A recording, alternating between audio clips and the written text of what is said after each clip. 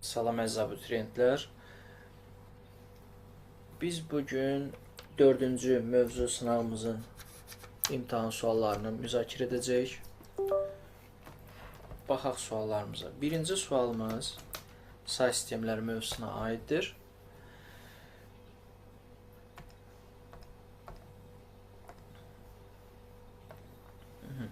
Müxtəlif say sistemlərində ədədlər verib, həmin ədədlərin cəmi, fərqi, hasili, yəni istənilən riyazi əməllərlə verib ifadəni və nəticəni verib məlum olmayan, bilinməyən bir say sistemində, x-lıq say sistemində və biz həmin x-ı hansı say sistemi olduğunu tapmalıyıq. İstənilən say sistemindən onluq say sisteminə çevrilmə qaydası ədədin üzərini 0, 1, 2, 3 soldan sağa doğru, daha doğrusu sağdan sola doğru nömrələməkdir mərtəbələrini. Nömrələyib baxaq. 0, 1, 2, 3, 4, 5, 6, 7, 8. Sonra yazırıq. Burada duran 1 vurulsun 2 üstü 8. Üstə gəl 1 vurulsun 2 üstü 6. Üstə gəl 1 vur 2 üstü 4. Üstə gəl 1 vur 2 üstü 3. Üstə gəl 1 vur 2 üstü 1. Üstə gəl 1 vur 2 üstü 0. Bunlar bizə verir 347. Onluğa çevirirəm hər şey ki, onluq say sisteminin misalı kimi hesablayım, toplayım, vurum. Üstə gəl. Onluğa çevirirəm, üstünü nömrələyib 0, 1, 7 vur 8 üstü 1, üstə gəl 4 vur 8 üstü 0. 60. Bunlar onsuz da onluqdadır, 53-ü 2-yə vuranda 106. Və bu ifadə bərabərdir 364 x say sistemində. 364 x say sistemində bərabərdir. Bütün bunları hesablasam 301. Amma bu tərəf onluq say sistemindədir. Yenə də ixtiyari say sisteminin onluq say sisteminə çevirmək üçün 364-ün rəqəmlərini nömrələyib 3 vur x üstü 2, 3x kvadratı, üstə gəl. 6 vur x üstü 1, 6x, üstə gəl. 4 vur x üstü 0, 4. Bərabərləşdirirəm bunu 301-ə. Bundan sonrası kvadrat tənliyidir. Kvadrat tənliyin köklərinin tapılmasının bir sıra üsulları var. Vuruqları ayırma mənim ən çox istifadə edədiyim üsuldur. İstəyirsən bunu vietlə, istəyirsən diskriminantla fərq etməz. Yəni bu artıq sənin öz riyazi yanaşmandan asılıdır.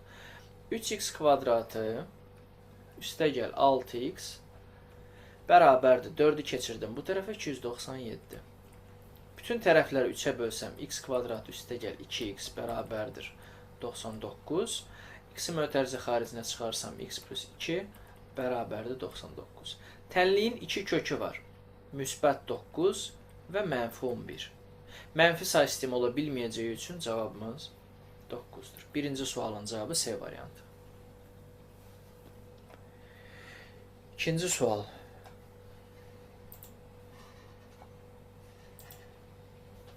Cədvəl qurub həll eləmək lazımdır bunu. Modelləşdirmə mövzusuna aid bir sualdır. Bir dəqiqə yoxlayım, görün burada cədvəl çəkə bilərəm səliqəli. Adlarımız Rəşad, Rəşid,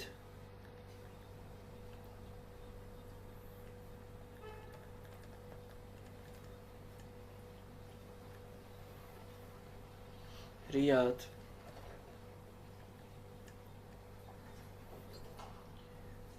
Rişad,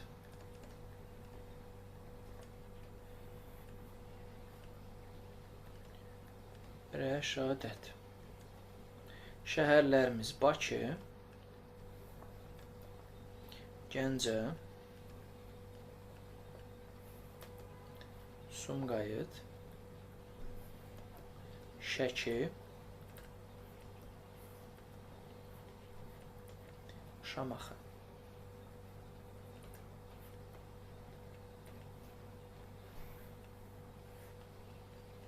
Baxaq.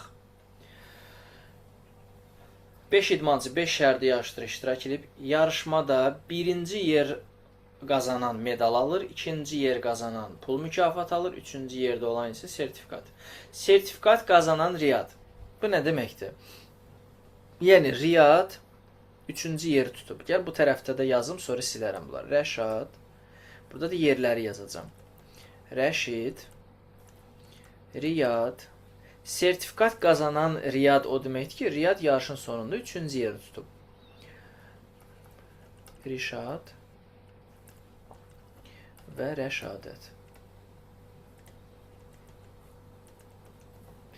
Riyad nə Bakı, nə Gəncə, nə də Sumqayıtı təmsil edir. Riyad nə Bakı, nə Gəncə, nə Sumqayıt. Riyad ya Şəkidəndir, ya da Şamaxıdandır. Yarışın birinci yarısında Gəncədən gələn Rəşadət, Rəşadət Gəncədənsə başqa şəhərdən deyil. Gəncədən əgər Rəşadəti tapdıqsa, digər uşaqlar, digər yarışmaçılar, uşaq deyirəm onlara, onlar Gəncədən deyirlər. Plus minuslarımızı qoyduq. Deyir ki, Gəncədən gələn Rəşadət önünə baxdıqda qabağında 4 yarışmaçı var idi. Rəşadət özü deməli belə çıxır ki, 5-ci yerdə idi ki, onun qabağında 4 nəfər olub. Sonra o Rəşadı keçdi. Rəşadı keçibsə, Rəşadət 4-cü pilliyə qalxır. Sonra deyir ki, o yarışın sonuna qədər Rəşadət başqa heç kimi keçməyib. İndi qulaq asın, məntiq burada odur ki, Rəşadı keçib və 4-cü olub, Rəşad 5-ci yerdədir. Rəşadət başqa heç kimi keçməyib. Rəşadət başqa heç kimi keçməyibsə, ya elə 4-cü olaraq gəlib çatacaq, ya da ki, Rəşad gəlib onu keçmiş olsa, o axı başqa heç kimi keçməyəcək. Yəni, yarış boyu heç kimi keçməyib. Rəşadət 5-ə düşəcək o zaman. Yəni, Rəşadət ya 4-cü, ya da 5-ci yerdir. Yəni, bu ikisindən biridir. Amma bilmirik hələ. Yarışın əvvəlindən hər kəs düşünürdü ki, qalib Şamaxı şəhərindən gələn idmançı olacaq. Bu o deməkdir ki, yarışın əvvəlində, yarışın birinci yarısında Şamaxıdan olan idmançı birinci yerdə olub və hamı düşünüb ki, bu qalib gələcək axırda. Lakin oyunun sonunda vəziyyət dəyişdi. Yarışın ilk yarısında axırıncı yerdə qaçan idmançı, o da Rəşad idi. Rəşadət birdən onu keçmişdi, o 5-ci idi. Rəşad 5-ə düşmüşdü. Həmin idmançı bütün idmançıları son dəqiqədə geridə qoydu. Yəni, Rəşad qalxdı birinci yerə. Rəşad əgər birinci yerə qalxıbsa, onda hamını keçib. Rəşadət də Rəşadı keçmişdi, amma Rəşad gəlib onu keçib. Ümumiyyətlə, hamını keçib birinci yerə çıxıbsa, onda Rəşadət düşüb 5-ə. Rəşadət bizdə sıra olaraq 5-ci yerdədir. 5. Rişad Şamaxı şəhərini təmsil etmir. Rişad Şamaxıdan deyil. Və heç bir mükafat qazanmayıb. Rişad və Rəşid biri 2-ci yerdə, biri 4-cü yerdə. Rişad heç bir mükafat qazanmayıbsa, 4-cü yerə gəlib, Rəşid isə 2-ci yerə gəlib. Birinci yerə çıxan idmançı Bakı şəhərini təmsil edir. Birinci yerə bizdə Rəşad çıxıb. Əgər o Bakıdandırsa, başqa şəhərdən deyil. Bakıdan bir dənə Rəşaddırsa, digər iştirakçılar Bakıdan deyirlər. Birinci yerə çıxan bir saniyə nədir? Birinci yerə çıxan idmançı Bakını təmsil edir. Hələ bir dənə də cümləni qaçırdım arada. Riyad yarış boyu heç vaxt birinci yerdə olmayıb. Riyad düzdür axırda 3-cü olub. Yarış boyu heç vaxt bu adam birinci olmayıbsa, qalib gələn də hamı düşünürdü Şamaxıdan olacaq axı. Yəni Şamaxılı nə vaxtsa birinci olub da, amma Riyad heç vaxt birinci olmayıb. Onda o Şamaxılı deyil. Riyad Şəkidəndir. Şəkidən başqa heç kim yoxdur. Şamaxıdan qaldı Rəşid. Sumqayıtdan qaldı Rişad. Axırda deyirdi ki, birinci yerə çıxan Rəşad Bakıdandırsa, bəs pul mükafatı qazanan kimdir? Pul mükafatı bizdə 2-ci yerə verilirdi, o da Rəşiddir. Kimdir və hansı şəhəri təmsil edir? Rəşid Şamaxıdandır.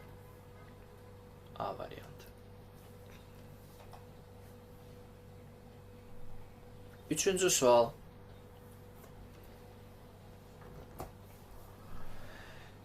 Printin içərisində J, int input və qiymət daxil edirik. J7. J7 bir funksiyadır və biz burada olan funksiyanı define J7 çağırdıq. X dəyişəninə, bu parametrə verdi proqram 7-ni.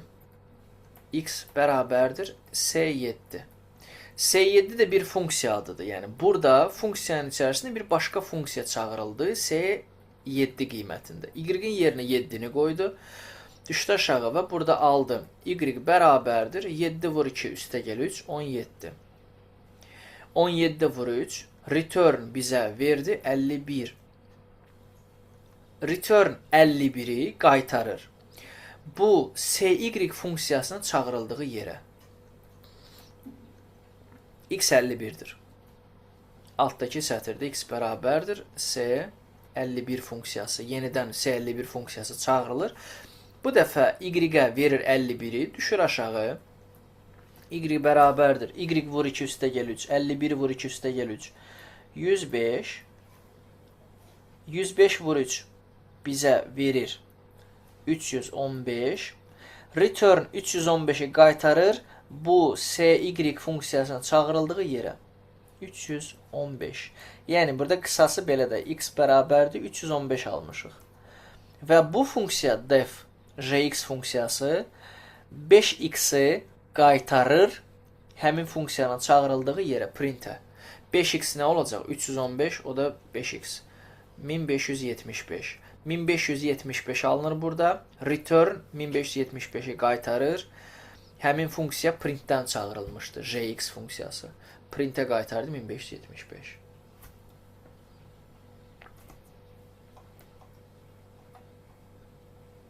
Dördüncü sual.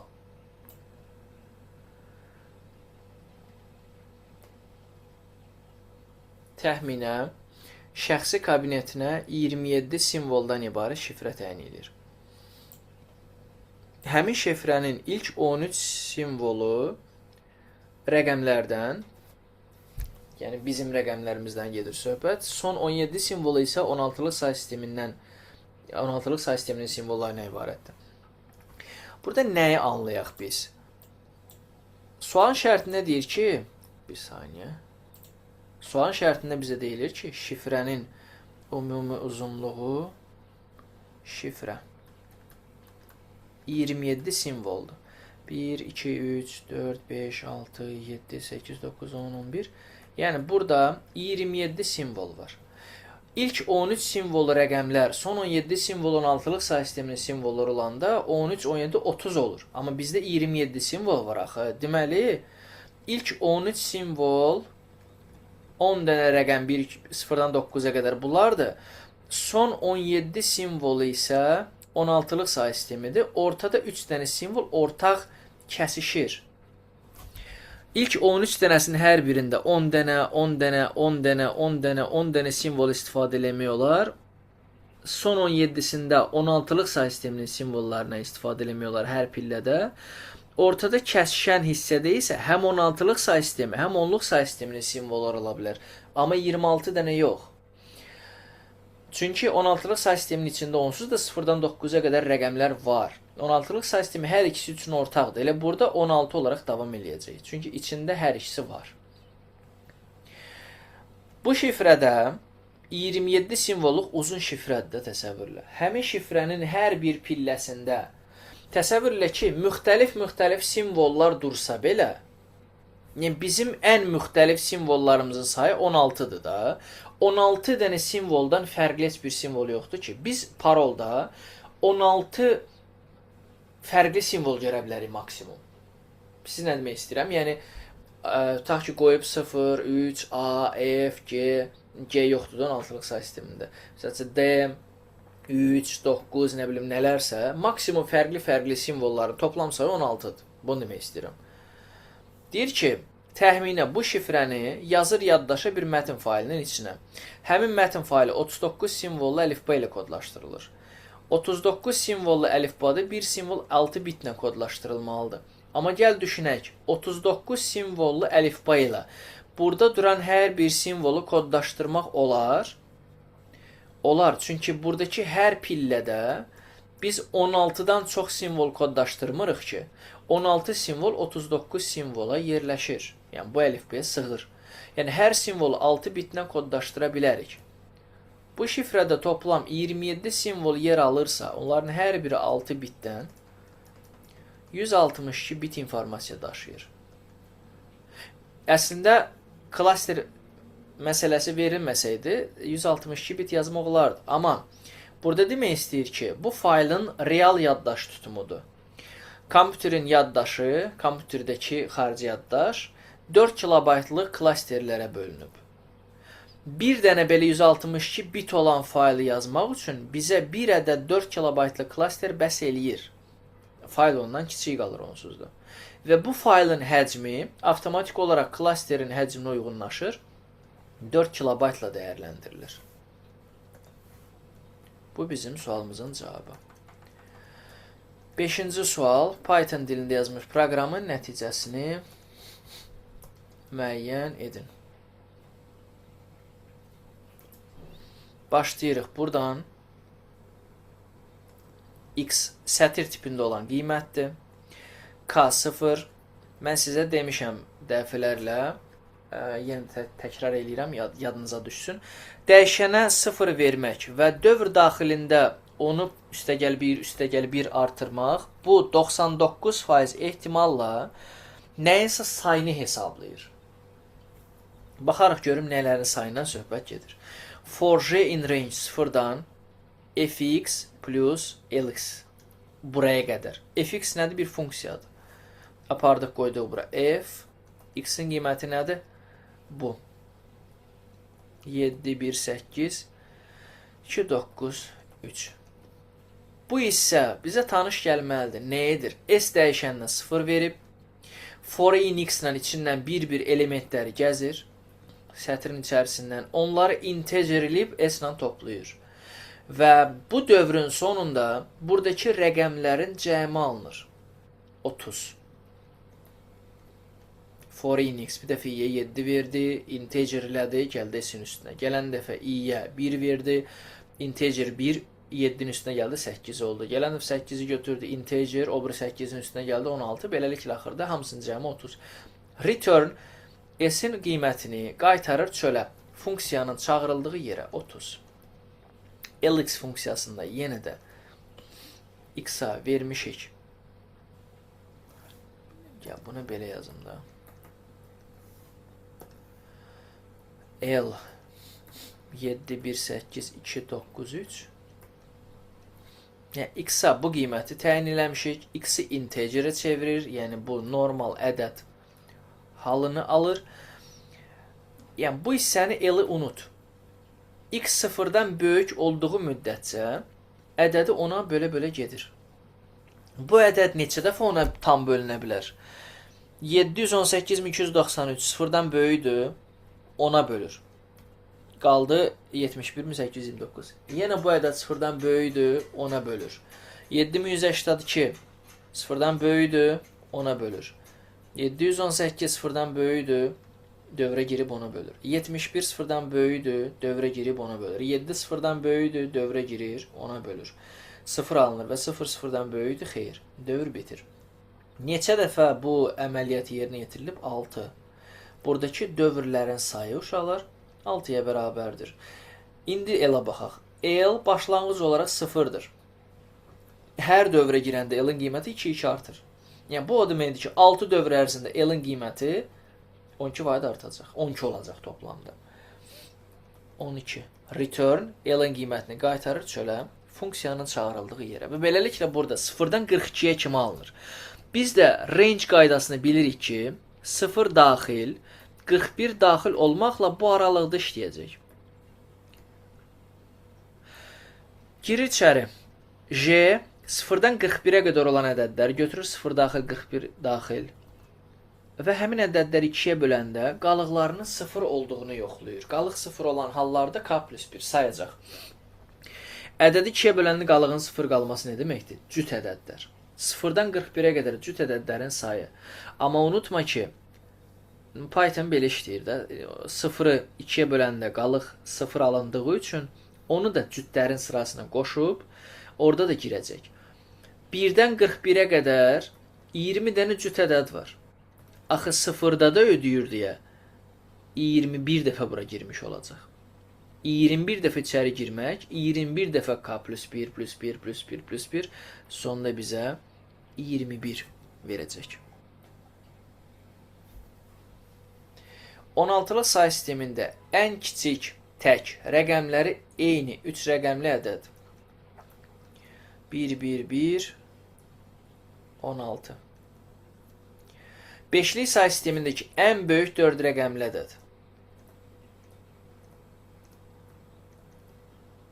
Bunların cəmini onluq say sistemini çevir.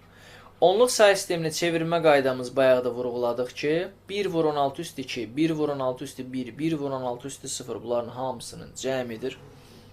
Bunların hamısının cəmi neçə edir? 273. Səhv toplamadımsa. 0, 1, 2, 3. 4 vur 5'in kubu.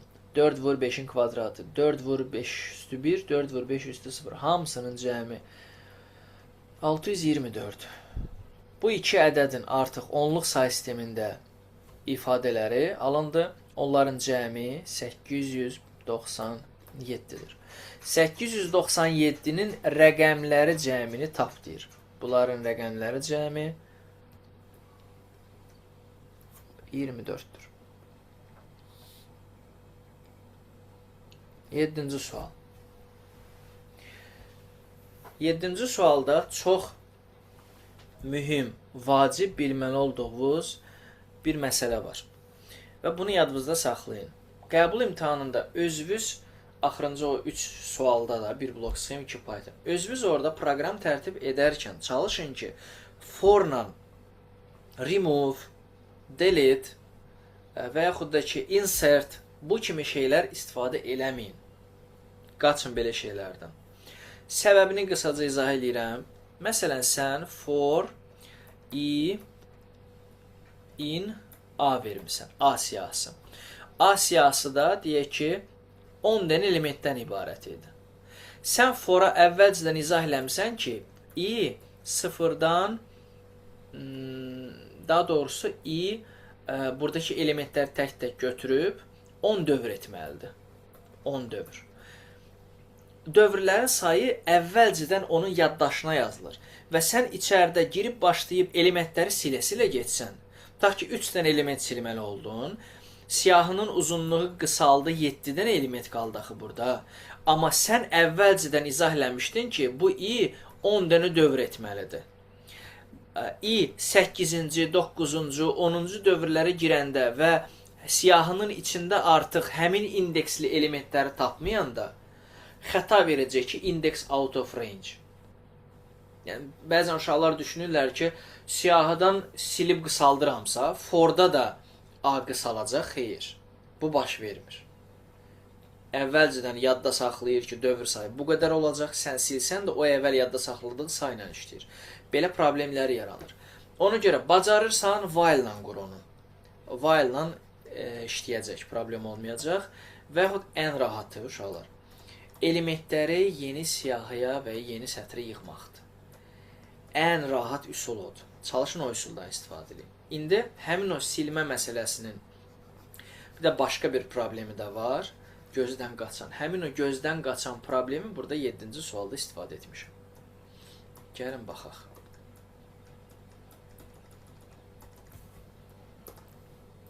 A. Siyahıdır. 4K in range 0-dan siyahının uzunluğuna qədər. 0-dan yəni len 6-dır da, 6-ya qədər. 0-dan 6-ya qədər o demək ki, K-ya verəcəm 0, 1, 2, 3, 4, 5. Yəni, bunu belə ayrım yazacağım burada.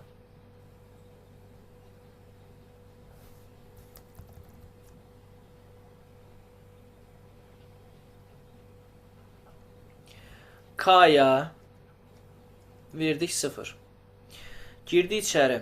A remove, A-dan remove edirik. A 0'ı. A0 elementini sil. A0 elementi silindi. I 6'dır. A'ya append eləyir 6'nı. Append elementi siyahının sonuna əlavə edir. Məndə dövrün sırf işləmə səbəbi. Len-A-nı 6 verib, mən silə-silə gedəndə uzunluq qısalır axı. Amma həm də append eləyirəm deyə siyahı hər dəfə silinən və yerinə əlavə olunana görə dəyişmir. Uzunluq həmişə məndə sabit qalır.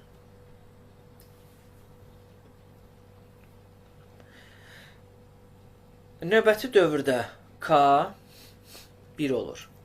Və A remove A0 olmalıdır. A0 yox. A1. AK daxı. A1. İndi bura bax. Sən bu 19-u silən kimi buradakı A elementi sürüşdü 19-un yerinə. A-nın indeksi artıq 0-dır. Yəni sən bu üsulla elementləri tək-tək yoxladığında o sildiyinin yerinə özündən sonrakini sürüşdürdüyü üçün indeksdə dayanmayıb baxı K1 olub. A1-ə baxmalıdır. 0-cı, 1-ci buna baxır və bunu remove eləyir. Bunu buraxdı. Belə bir şey baş verir burada. Ona görə başqa yerə yığmaq, indi suala baxır da, başqa yeri yığmaq daha sərfəli üsulda. Əgər siyahıdan nəsə sil tipli bir şey istəsə səndən, orada səhv eləmə ehtimalın daha kiçikdir.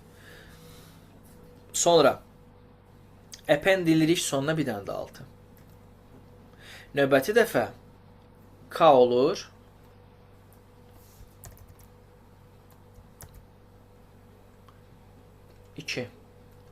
K2 olur və A2-ni silməliyik. 0, 1, 2-ci elementi sildik. Append edirik sonuna 6. Sonra K3 olur. A3'ü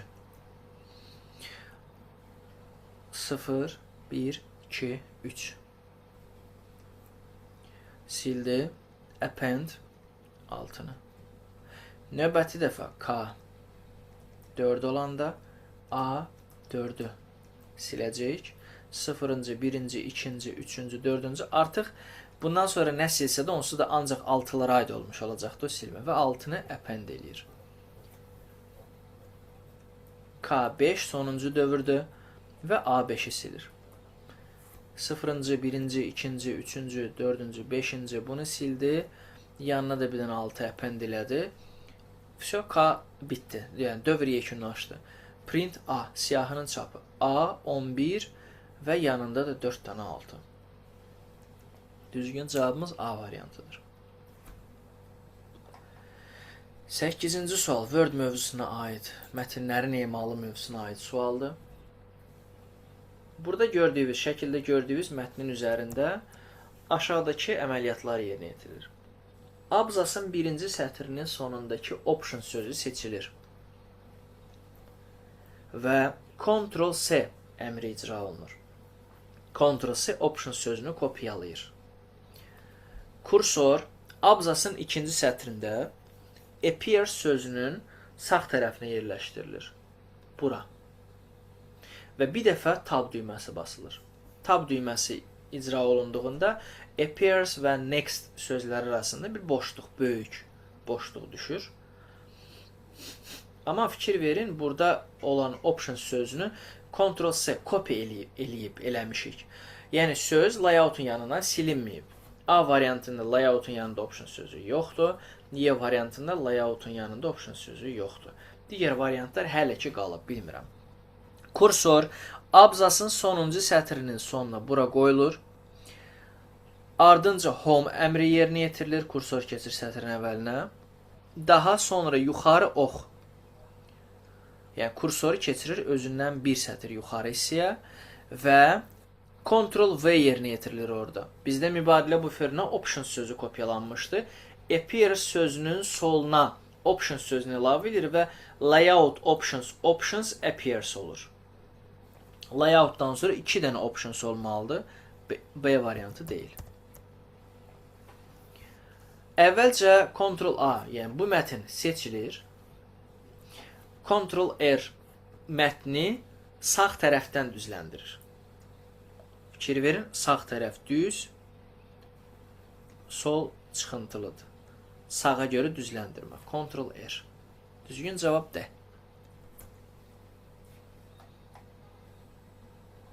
9-cu sual. Kodlaşdırma mövzusuna aid məsələ.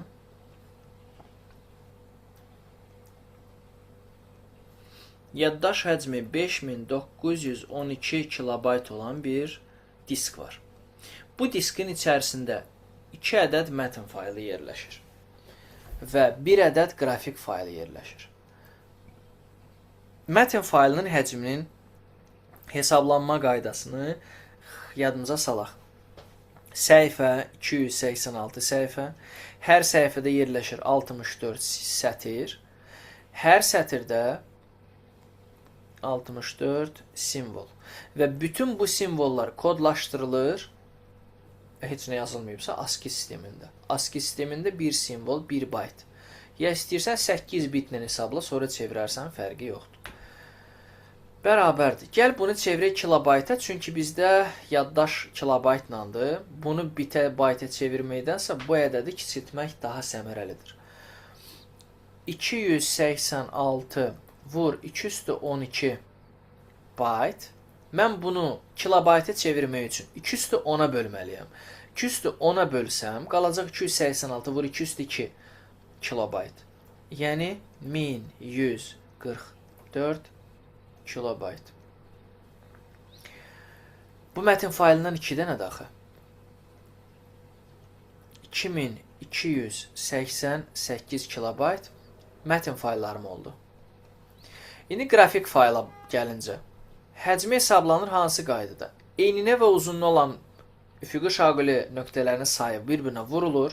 208, 209 bunların hasili 217 vurulsun 519 rəng çaları. 519 rəng çaları bu olur hansı kodlaşdırma sistemini götürəcəyik biz. 1024 rəng çaları kimi kodlaşdıracağıq da. 1024 rəngli palitre kimi götürəcəyik. Çünki 512-ni keçib. Orada bir pikselin həcmi 10 bit olacaq. Bitləndir və fikir ver. Bitləndir. Kilobayta çevirmək üçün 213-ə bölməliyəm. 213-ə bölsəm qalacaq 160 kilobayt. Bu qrafik fayldır. İkisi birlikdə 2288 və 160 kilobayt. Birlikdə 2460 daha doğrusu 48 kilobayt edir. Sual belədir ki, bu boş qalan yerə nə qədərdir o? Çıxaq. Ümumidən dolunu çıxaq. 3464 kilobayt. Bu boş yerə bu mətin faylından bundan neçə dənə yerləşdirmək olar? Ora neçə dənə yerləşir? 1144 kilobayt. Təqribən 3 tam nə qədərsə, bu 3 dəfə tam yerləşər deməkdir. 10-cu sual. A və B dəyişənlərinin qiymətləri verilib. Əgər A-dan B-ni çıxanda ondan böyük qiymət alınırsa, alınmır. İfə girmirik. Elif. Əks halda əgər A-dan B-ni çıxanda 10 alınırsa, alınmır, girmədik. Else. Əks halda bura mütləq giririk, çünki if else-da if ödənmədiyi hallarda bu if, elif ödənmədiyi halların ən sonunda else-ə mütləq girməliyik. Print 3, end 3. End bütün printin, məsələn burada 5 dənə dəyişən çap eləyə bilərdik. A, B, C, D, Y. Onların ən axırına dırnağın içərisindəki ifadəni yapışdırır. Print 3. 3 çap olunur. End bunun yanına qoyur, bir dənə də 3. Endin funksiyası bundan sonra baş verən çapı bunun yanına yapışdırmaqdır. Ayrıca if var. Yəni bu isə if else, bura bitmişdir. Sonra bir dənə də natamam şərt var. Əgər A-dan B-ni çıxanda 9 alınırsa, bəli alınır. O zaman bu printə girir və print 7. Normalda print olanda alt-alta çıxmalıdırlar, amma bu printin endi var idi deyə növbəti print bitişdi 33-ə 7, sonunda da 2. Və çapdan belə bir ifadə çıxmış oldu. Elektron cədvəl fraqmenti verilmişdir. Bu cədvəl əsasında aşağıdakı diaqram qurulub. Bu cədvəldir, bu isə həmin cədvələ uyğun diaqram. Diaqram hansı diapazon əsasında qurulub? Baxaq, 8,5, 6, S2 çıx 5 vur 2. 7 eləyir. S2 vur 2. S2 vur 2. 17 eləyir. 17, 34. S4 vur S4. 7 vur 7. Bu da 49 eləyir. Onda belə çıxır ki, bizim aşağıda diaqramda gördüyümüz 17, 34, 49, 17%, 34%, 49% bu diapazonun diaqramıdır, belə çıxır ki. Burada bir dənə də oxşar 8,5, 17 və bu hissə var, amma bu hissəni həll eləsək görərik ki, 24,5 alınmır ki, biz bu diapazonu götürək. Alınan cavab budur. 17, 34, 49, 17, 34, 49. O da D2, D4 diapazonudur. 12. B13, Y17 diapazonunda neçə sütun var? Sütunlar.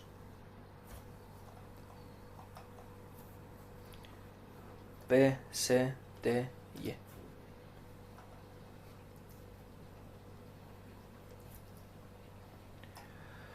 On üçüncü sualda bu hissəni biz sizlə dəfələrlə həm qapalı suallarda, həm açıq yazılı tapşırıqlarda istifadə etmişik. Bu hissəni.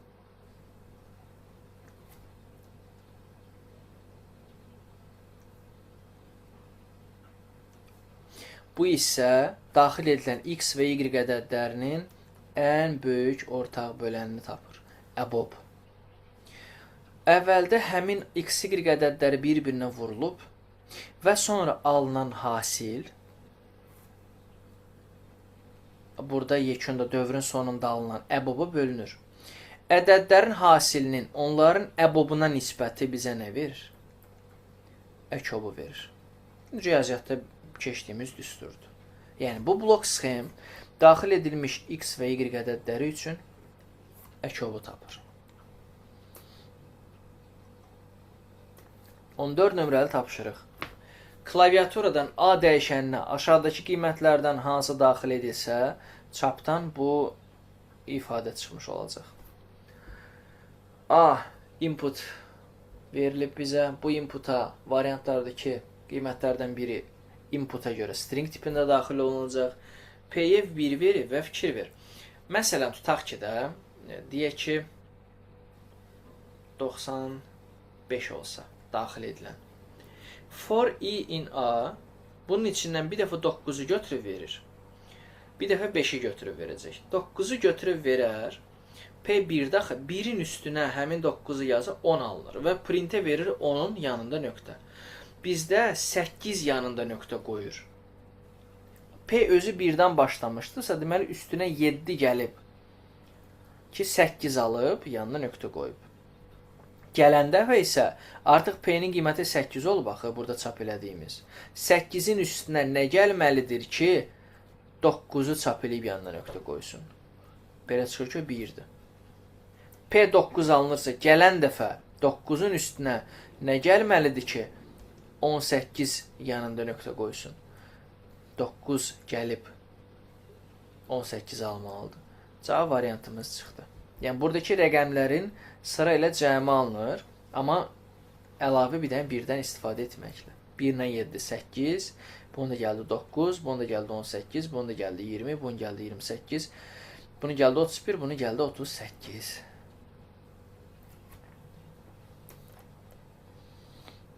On 15. Translatorların növlərinə aid sualdır. Logo, Python, Basic bunlar interpretatorlardır. Yəni proqram əmrlərini, proqram sətirlərini. Hissə isə sətir və sətir maşın dilinə çevirirlər. Pascal və C++, yəni sizin tədris proqramınızda olan proqramlaşdırma dillərinin adlarını sayıram. Pascal və C++ isə kompilyatorlardır. Yəni proqram əmrlərini bütöv çevirirlər maşın dilinə. Daha sürətli işləyir kompilyator, amma interpretator səhvlərin aşkarlanması üçün daha yaxşı işləyir. Scribus ümumiyyətlə nəşriyyat sistemidir. Bunun heç variantlarda ümumiyyətlə yeri yoxdur. Logo, Python, Basic bunlar interpretatordursa, Pascal, C++ yoxdur, onsuz da Pascal qaldı kompilyatora. 16 nömrəli tapşırıq. Verilənlər bazası. Burada verilən sorğunu mən aşağıda qeyd edirəm. Not, mötərizə, mötərizələrin hər birinə əməl eləmək lazımdır. Bu mötərizə yeri gəlmişkən burada bağlanacaq. Unutmayaq. Ad, like Z. Z-la başlayan adlar. Gəlin bunları nömrələyək, işimiz biraz daha rahat olsun. Sıra nömrələri ilə işləyək. Adı Z hərfi ilə başlayan nömrələr 1, 3, 4-dür. And soyad like ova, Səmədova, Axundova. 1-3 mötərizə bağlandı. Mötərizədən sonra gəlir and mötərizə. Yaşı 18-dən böyük bərabər. 1, 2, 3, 5. And mötərizə. İxtisası IT. 3. Or ixtisası kompüter elmləri. 5. 2 dənə də sonda mötərizə var, bağladıq. Gəl baxaq. Notun mötərizəsi. Bu bizə nə verər? 1, 3, 4. Ümumiyyətlə, and kəsişmədir. Ortaq olan elementləri götürür. Ortaq olan elementlər 1 və 3-dür. Not, inkar. Həmin 1 və 3-ü atır, yerdə qalanları götürür. 2, 4, 5. Bu hissədə bu mötərizə ümumi mötərizədir. Qaraladım. Burada bağlanıb. Bu mötərizənin daxilində belə bir ifadə var. 1, 2, 3, 5 and 3 or 5. Or birləşmədir. Hamısını götürür. 3, 5. Əvvəl bu mötərizəni həll eləyəcəm. Bu mötərizədə 1, 2, 3, 5 ilə 3, 5-in kəsişməsi. Yəni sadəcə 3, 5. Burada da 2, 4, 5. 2, 4, 5 və 3, 5-in kəsişməsi təkcə 5-dir. Təkcə 5 Çingiz Mənsurovdur.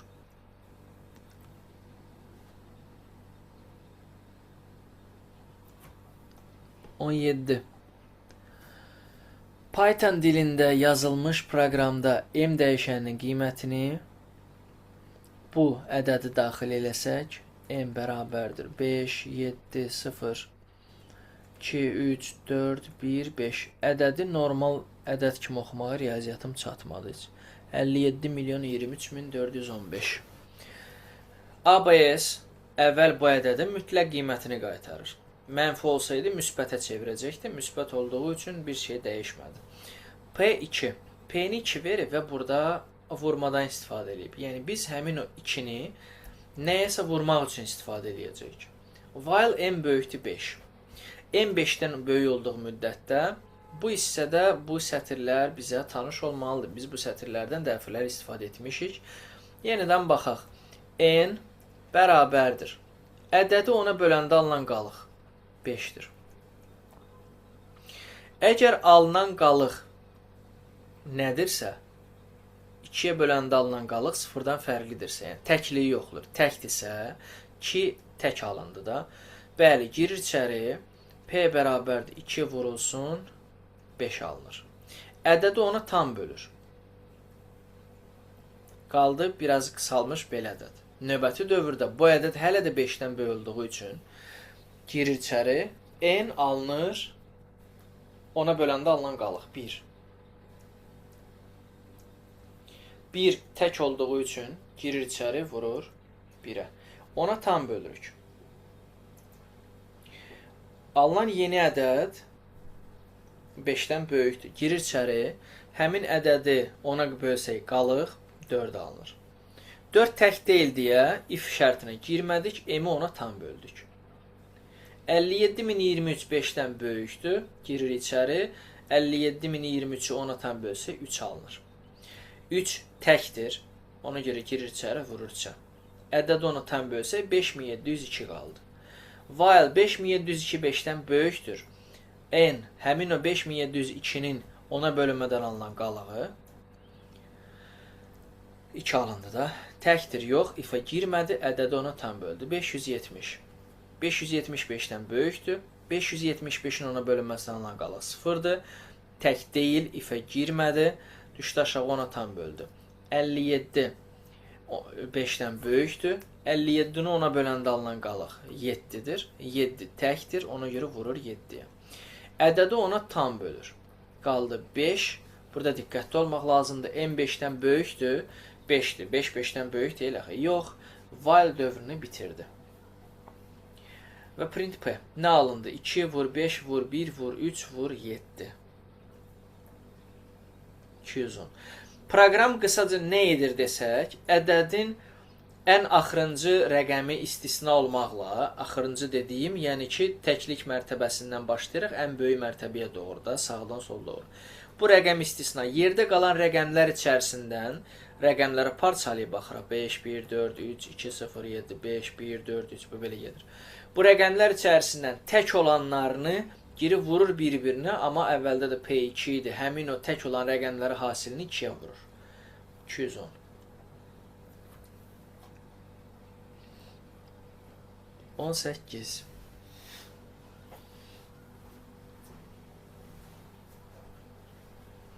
N8 for E in range 8. Range'in daxilində bir rəqəm, bir ədəd yazıldığında qaydası belədir ki, 0-dan başlayır, 7-yə kimi gəlir. Özü daxil olmur da. 0-dan 7-yə kimidir. 0-dan 7-yə kimi 8 dövr var. Burada da for J in range, o da 0-dan 7-yə kimidir. 0-dan 7-yə kimi burada da 8 dövr var.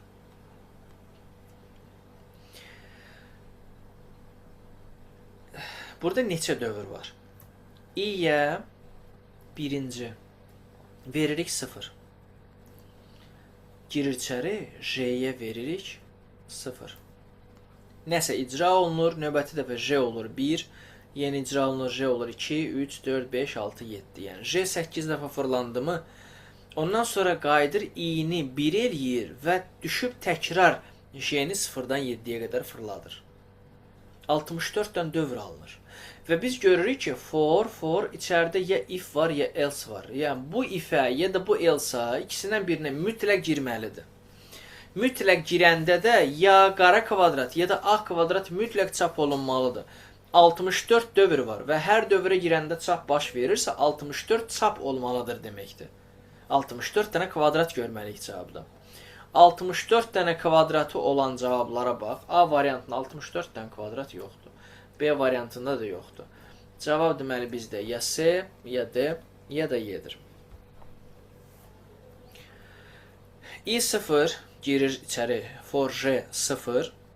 If şərtində 0 üstə ya 0-ı 2-yə böləndə qalıq 0 alınır. Bəli. Ona görə ilk çap qara kvadratdır.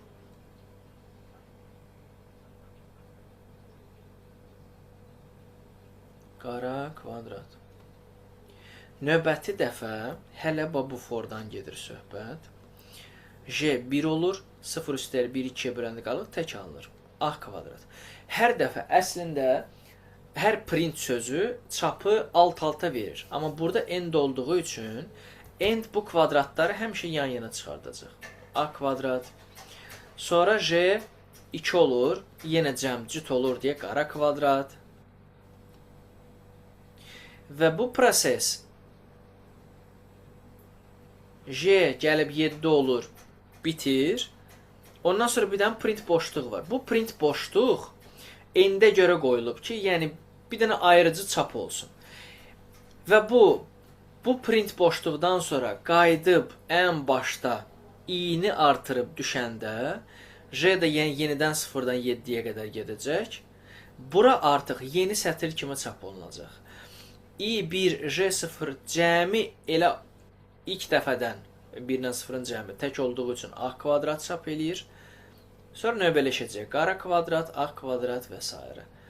Bu da bitəndən sonra i 2 olacaq və çap yenidən aşağıdan baş verəcək. Yəni bunu qısa yazdım, ardı var da bunun. Bu da bizdə i variantıdır. Şahmat taxtasının Python kodudur bu.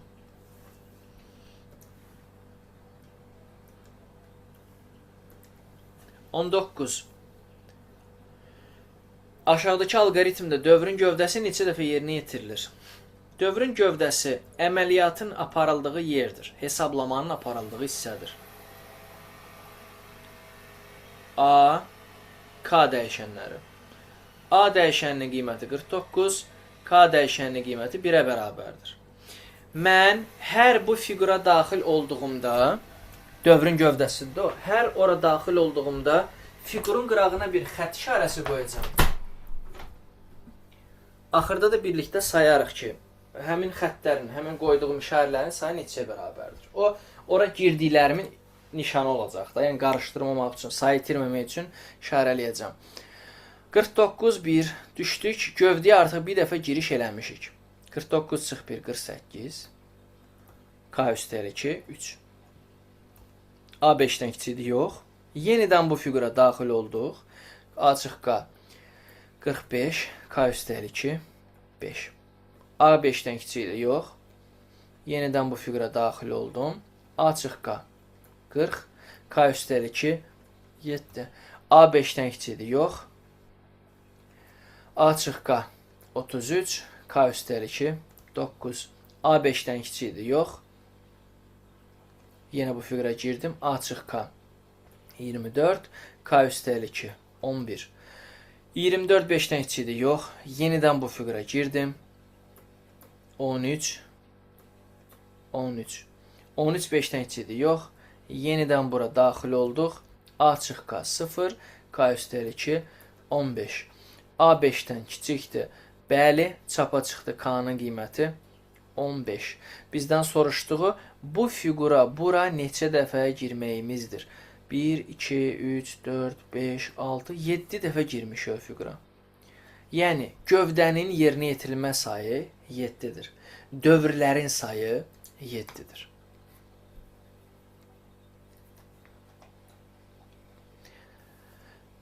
Əməliyyat sistemi, kompüterə quraşdırılmış proqramlar, fayllar hansı yaddaş qurğusuna saxlanılır? Kompüterə yazılmış, quraşdırılmış, əlavə edilmiş hər şey insan tərəfindən daxil edilir. İnsanın nəsə yaza biləcəyi yaddaş, müdaxilə eləyə biləcəyi yaddaş yalnız xarici yaddaş ola bilər. İnsan heç nəyi özü, yəni söhbət burada belə deyim də, mühəndis tərəfdən danışmıram. Yəni istifadəçi olaraq sən roman esə yaza bilməzsən. Kompüter açım, qurdalayım C diskini, D diskini, roman esə yazım və yaxud da ki, keşə nəsə yazım, komosa nəsə yazım. Belə bir şey mümkün deyil. Sən fayl yazırsan, proqram quraşdırırsan kompüterə, əməliyyat sistemini quraşdırırsan kompüterə. Bunlar hamısı xarici yaddaşa yazılır. RAM sadəcə olaraq sənin quraşdırdıqlarını açanda müvəqqəti yadda saxlayandır. ROM-a da sən müdaxilə etmirsən. KMOS da vaxt tarixi yadda saxlayır. Keş də ki, RAM-a müraciəti sürətləndirir. 21.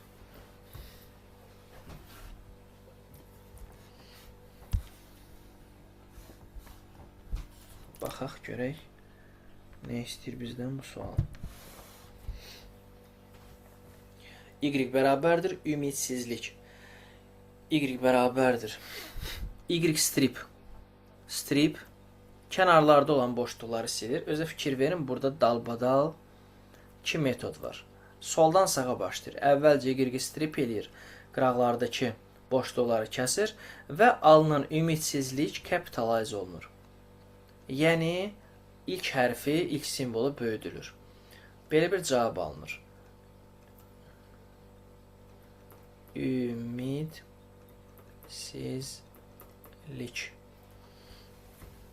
Post 1. Y find metodu Y-də olan ilk I hərfinin rast gəldiyi indeksi verir. 0, 1, 2. Növbəti dəfə y bərabərdir y upper. Y upper bütün ümidsizlik sözünün hərflərini böyüdür.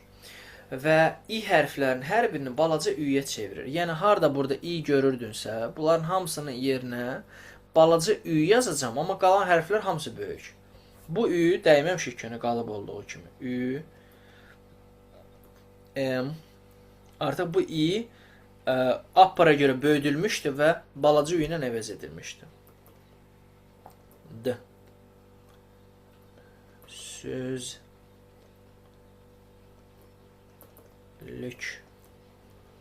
Bax, belə oldu.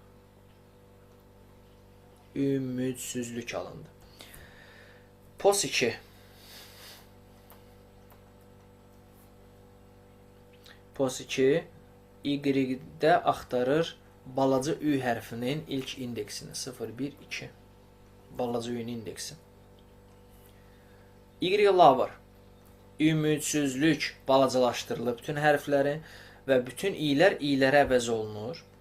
Artıq burada hamısı balacalaşanda bu da balacalaşır. Bütün balaca ü'lər i'yə çevriləndə ümidsizlik alınır.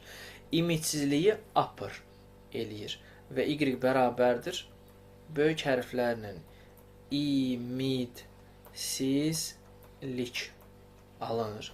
Print POS 1, 2, POS 2, 2. Vur y, ümidsizlik. 2, vur 2, vur ümidsizlik. 2 vur 2, 4, 4'ü də ümidsizliyə vuranda, stringi integerə vuranda, string integer qədər təkrarlanır. Yəni 4 dənə ümidsizlik olmalıdır. C variantı.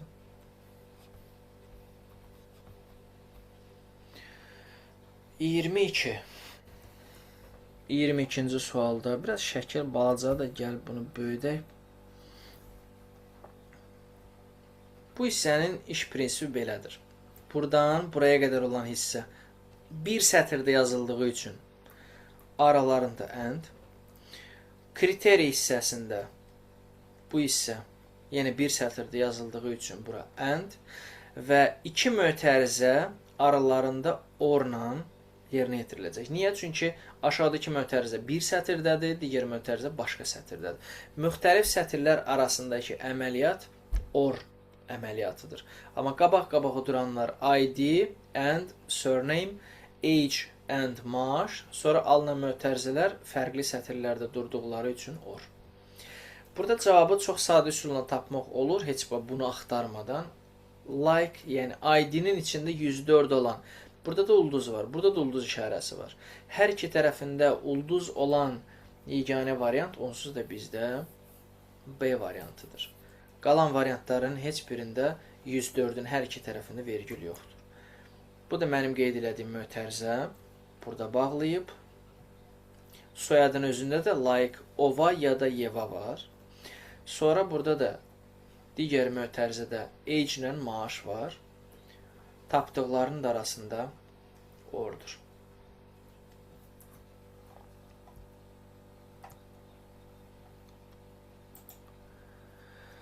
Blok sxem n dəyişəninə 6, 2, 9, 4, 8, 9.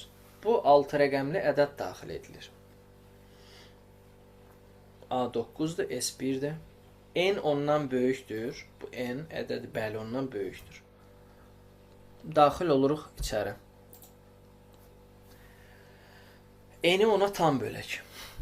Böldük. Axırıncı rəqəm getdi. X bu qalan ədədin 5-ə bölünməsindən alınan qalıqdır. O da neçə olur? 3.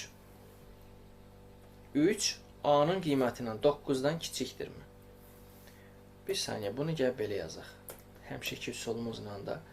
Dəyişənlərimiz nədir bizim?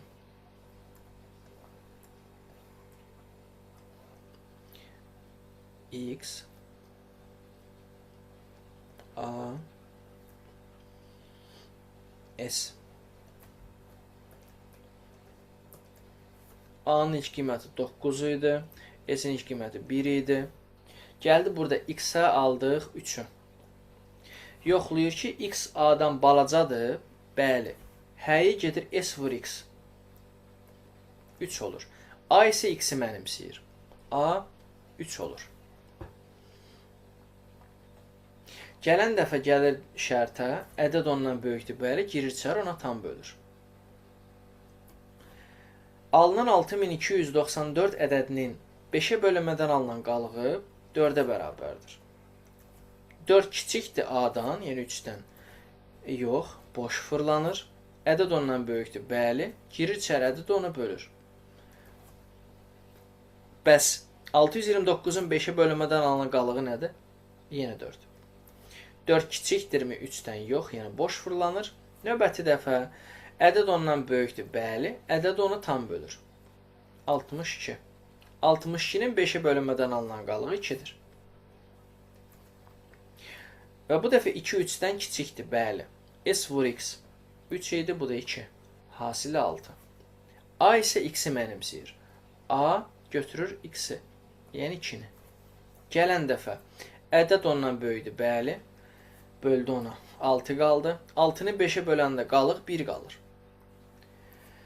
1 kiçikdir A-nın qiyməti ilə 2-dən. Bəli, S vur x. Onsa dəyişmir. 6 olur yenə də.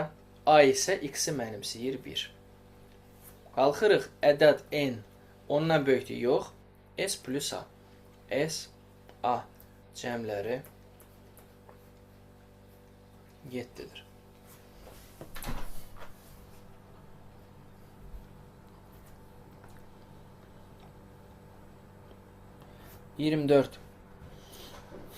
Əməliyyat sistemləri dərsinə aid sual.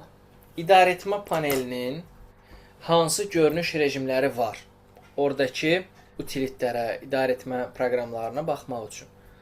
Control panel 3 görünüş rejimi var. Açanda məndə default olaraq kateqoriyada açılır. Bunun digər 2 görünüş rejimləri large icons'dır və small icons'dır. İdarəetmə panelinin görünüş rejimləri. 1, 2, 3. Təkrar üçün nəzərdən keçirə bilərik. İş masasının görünüş rejimləri.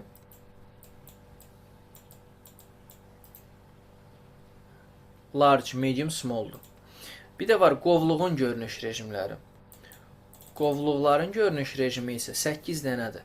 Extra large icons, large icons, medium icons, small icons, list, details, tiles və content. Belə bir nəzəri sual var idi sınaqda.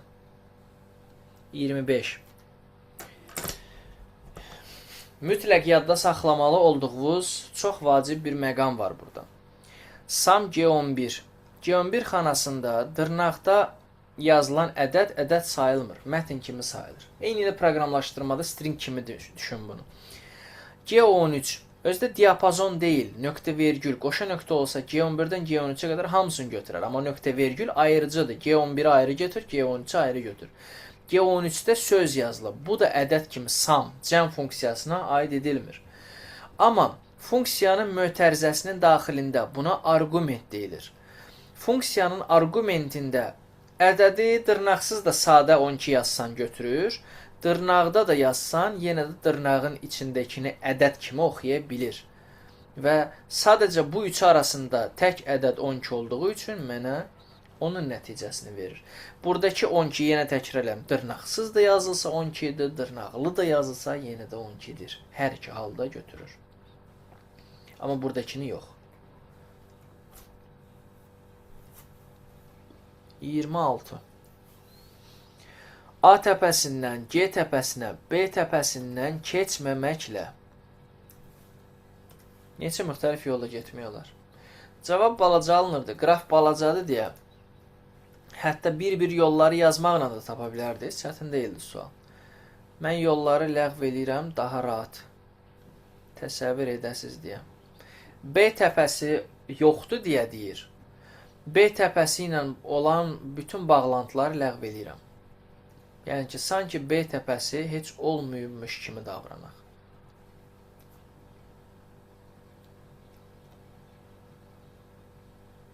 Vəssalam. A təpəsindən G təpəsinə gedək. Həlli belə idi. A-dan G-yə getmək üçün birinci mən getməliyəm D-yə. D-yə gələn yolların sayı bir dənədir. C-yə gələn yolların sayı da bir dənədir. F-ə gəlinən yolların sayı bir dənədir. Y-yə bir yol aşağıdan gələ bilər, bir yol D-dən gələ bilər. Y-yə iki müxtəlif yolla gəlmək olur. Və G-yə iki yolla Y-dən gəlmək olur. Bir yolla D-dən gəlmək olur, bir yolla da A-dan gəlmək olur. Toplam bizim G təpəsinə gələ biləcək 4 yolumuz var. Bunları istəsən bir-bir yaza da bilərdin. A, D, G yolu, A, D, Y, G yolu, A, C, F, Y, G yolu, bir də A, G yolu. 4 yoldur. Biraz sayı çox olanda yazmaq sərf eləmir. Bu üsulla işləməyi sərf eləyir. 27.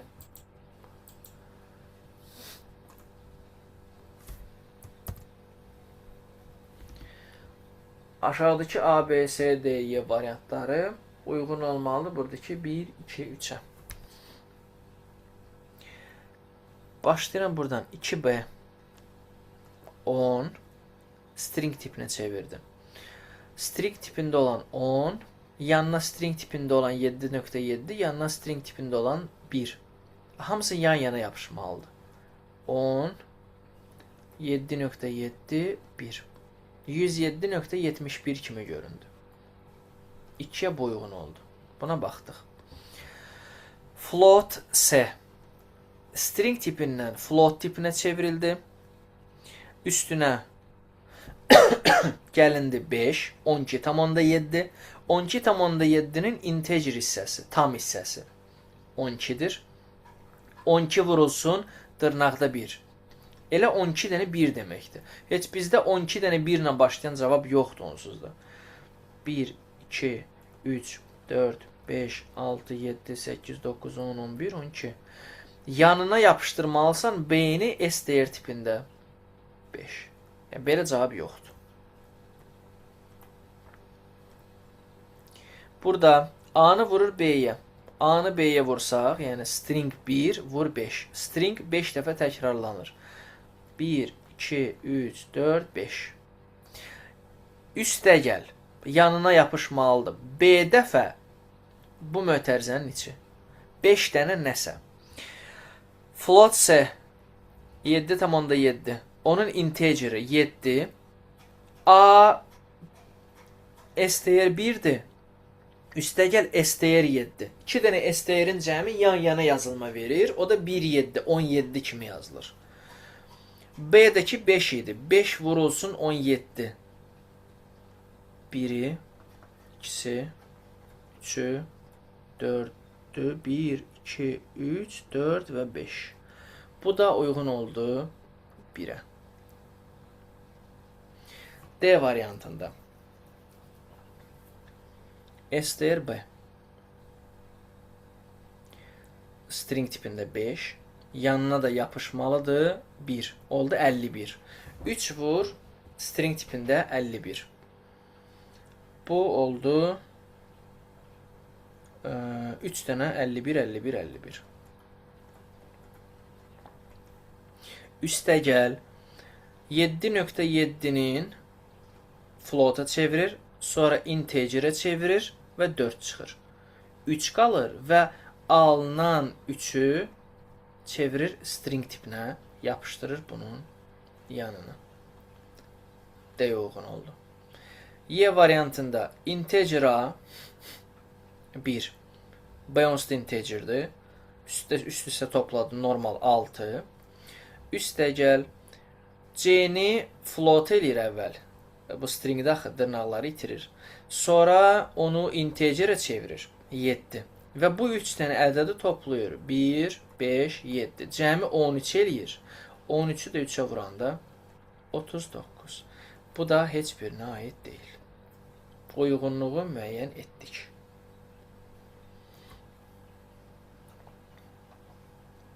Və sonuncu yazılı tapşırıqlar.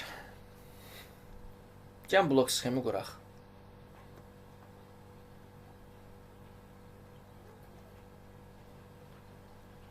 Başlanğıc. Daxil edilən n sayda həqiqi ədəd əvvəl n dəyişənini təyin edirik.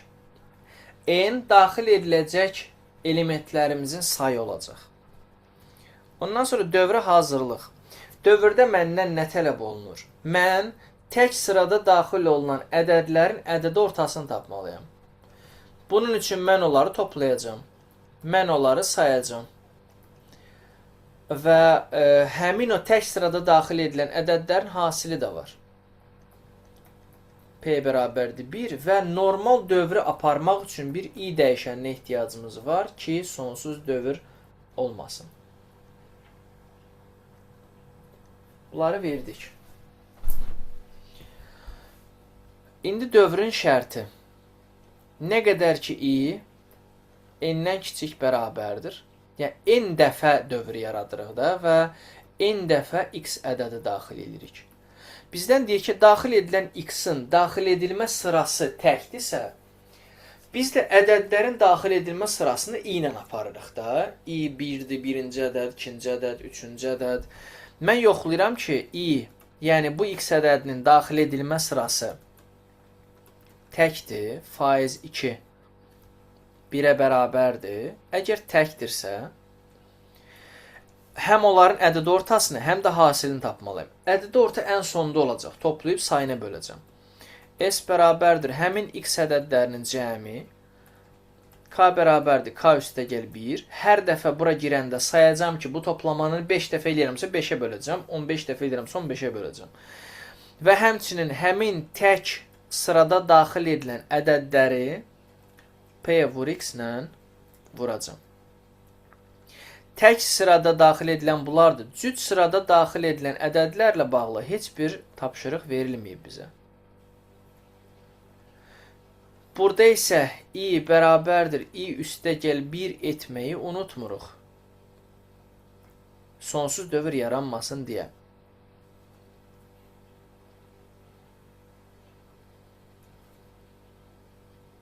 Və dövrü bağladıq. Dövrün sonunda n dəfədə daxil edilib bitəndən sonra məndən istədiyi şey nədir? Həmin o hər dəfə tək sırada girib toplayırdı nə? Onların cəmini böl sayına. Həmin tək sırada daxil edilən ədədlərin ədəd ortası alındı. Və həmin tək sıradakı ədədlərin P hasili. Hesabladıq. Çapa verdik. H və son.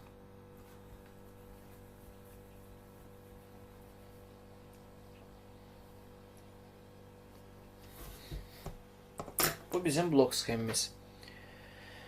Python suallarımıza da baxaq. Burada hazır yazdığım var. Bir də əl yazmaya vaxt itirməyim deyə birbaşa burada açım və yazdığımı sizə izah edeyim.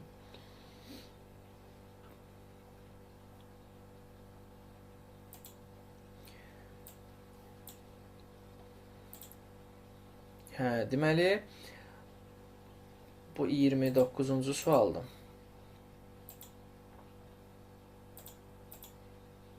Hı -hı. 29-cu sualı yazmaq üçün sadəcə Python-u yaxşı bilməyin lazımdır. Burada heç bir məntiqi fantaziya, məntiqi bir çıxarış istəmir səndən. 30-cu sual elə deyil. 30-da əməlli fikirləşməlisən və ağlıma nəsə gəlməlidir ki, mən nə edim? 29-da sadəcə deyir ki, bunu elə, bunu elə, bunu elə.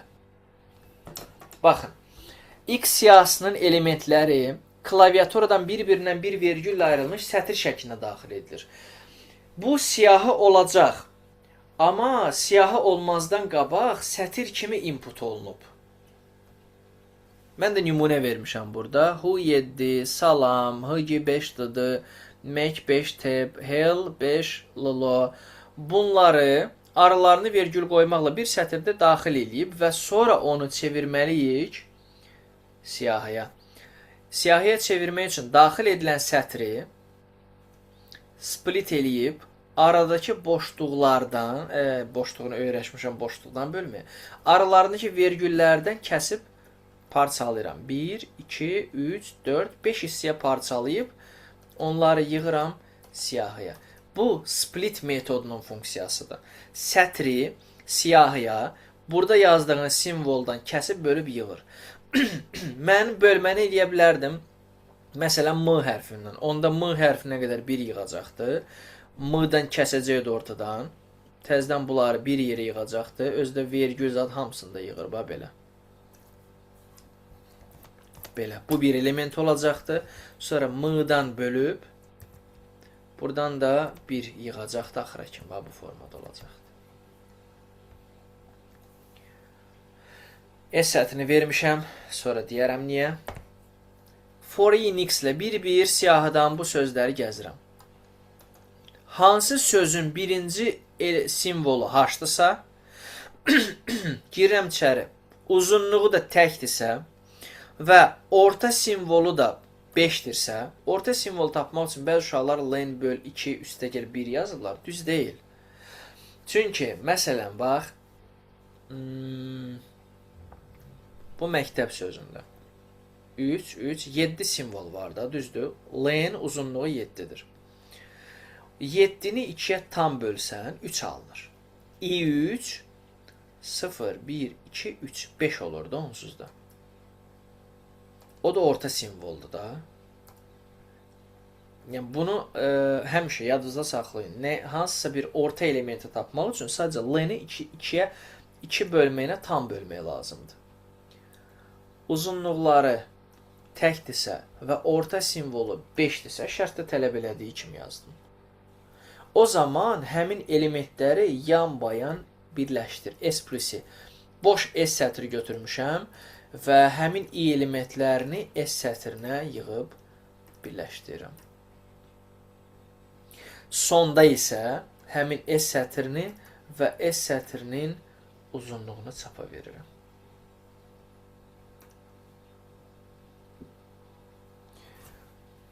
Otuzuncu sualda artıq sən düşünməlisən, ağlıva gəlməlidir ki, mən burada nə edim, nə edə bilərəm. Kiçik bir sözlə nümunə verin başlayalım. Demək istəyir ki, ananas sözündəki hər bir hərfin istifadə olunma sayını tap. Həmin sayları bir-birinə vur. Ananasda 3 dənə A var, 2 dənə N var, 1 dənə də S var. 3, 2, 1, hasilə 6. Amma sən proqram yazanda, kodu tərtib eləyəndə nəzərə almalısan ki, buradakı A-nı sən bir dəfə götürüb saymısansa, axı bu for ina ilə bütün hərfləri bir-bir gəzir. Gələn dəfə ikinci A-ya rast gələndə onu təzədən saymamalısan. Hər hərfi bir dəfə götürməlisən. Deməli, sən burada hərfləri necəsə unikallaşdırmalısan. Hər hərfi bir dəfə götürsün deyə. Bunun üçün mən burada boş K sətri götürürəm və bu üsulla hər hərfdən bir dənə yığıram K-ya. Necə baxın? P-yə 1 vermişəm, çünki orada istifadə olunma saylarını P vurla hesablayacağım. For i ina. i-yə əvvəl mənimsədir A hərfini. Və düşün, burada soruşur. Əgər həmin götürdüyü A hərfi K-da yoxdursa, düzdür də yoxdur. Girir içəri, K-ya onu əlavə edir. Və sonra həmin o i dəyişənində olan A hərfinin A dəyişənindəki ananas sözündəki istifadə olunma sayını tapır, vurur P-yə. 3. Növbəti forda i-yə verir N hərfini. Düşür aşağı. Əgər N hərfi K-da yoxdursa, yoxdur da fakt. Onda K plus bir dənə də yanına N hərfi. Və həmin hal-hazırda götürdüyümüz N hərfinin A dəyişənində, bu A dəyişənində ananas sözünün istifadə olunma sayı 2. P-də 3-ü də 3 vur 2 verdi bizə 6. Növbəti dəfə A hərfində bütün hərflər bir-bir gəzir. Deyir ki, A hərfi not in K-dırsa, yəni K-da burada A hərfi yoxdursa gir. Var axı. Var deyə artıq girmirəm. Ötürdüm. Gələn dəfə A-nan N hərfi düşür. If həmin N hərfi not in K. K-da yoxdursa, var axı.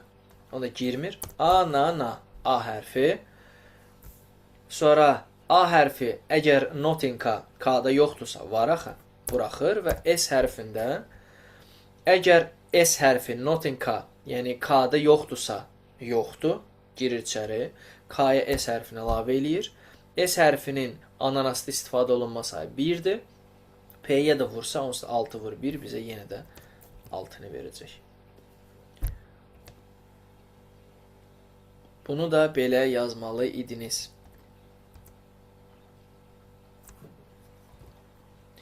Bu qədər sınaq suallarına baxdıq. Ümidvaram ki, bu sınağın sualları və izahlar sizin üçün faydalı oldu. Sağ olun.